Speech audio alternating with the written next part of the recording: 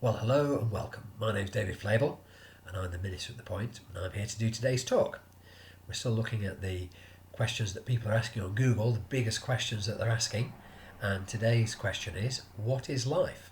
And this turns out to be a really difficult question. Scientists have really struggled with this to try and say what life really is. It used to be that life was defined by being made up of cells. So animals, plants, all kinds of things are made up of cells, and that shows them to be alive. But more recently, we discovered things like the coronavirus, which is much smaller than a cell and has to hijack a cell and become a parasite on it in order to survive, and yet still replicates and is alive. So we came up with the idea of replication as being part of the definition of life. That's fine, but now we have computer code that can replicate itself in computer viruses. We wouldn't want to say that they were alive. So lots of different definitions of life, but Christians want to say it isn't just about trudging along, walking around the same path again and again. There's more to life than just what we see. This is something in the Bible which talks a bit about this. It's one of the letters of Paul to the Christians in Philippi, a place in Greece, and it's one of the earliest Christian letters from around 50-55 AD. And Paul writes, "Yes, and I will continue to rejoice, for I know that through your prayers and God's provision of the Spirit of Jesus Christ, what has happened to me will turn out for my deliverance." And what Paul's saying is, even though times are very hard and he's in jail and things are looking bleak, actually that doesn't matter to him, because whatever happens, God is with him and it will turn out for good. "I eagerly expect and hope that I will in no way be ashamed, but will have sufficient courage so that now as always Christ will be exalted in my body, whether by life or by death." So that whatever happens, he hopes that he'll be able to stand firm and he will have courage so that he can show the Christian life to those who are persecuting him, to those who may be executing him. And then these words, "For me, to live is Christ, and to die is gain." Those are powerful words. To live is Christ, and to die is gain.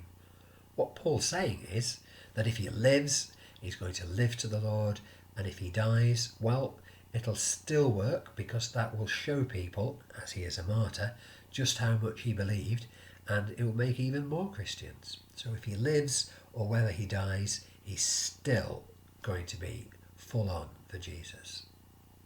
If I am to go on living in the body, this will mean fruitful labour for me. So in other words, he's got plenty to do. It's not as if he's got nothing left. He's got loads of things he could be doing. Yet what shall I choose? I don't know. I am torn between the two. I desire to depart and be with Christ, which is better by far, but it is more necessary for you that I remain in the body.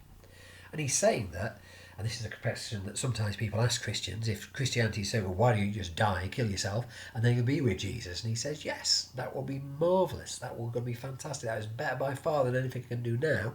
But for your sake, I need to remain alive, because I need to do things for you. Convinced of this, I know that I will remain, and I will continue with all of you for your progress and joy in the faith, so that through my being with you, again, your boasting in Christ Jesus will abound on account of me. So if he does make it, if he gets out of prison, if he does get to see them in Philippi, then that will be fantastic, because they will progress in their faith, in their joy in the faith, and people will be able to boast in Christ Jesus for what Paul has happened in his life and what he's done. So for Christians, life is important, life is valuable, life is meaningful, life matters, and yet there's even more to come than there is now. So if life is not about what can we get for ourselves, but what can we do for others, what does that mean for us today? Which brings me to my question.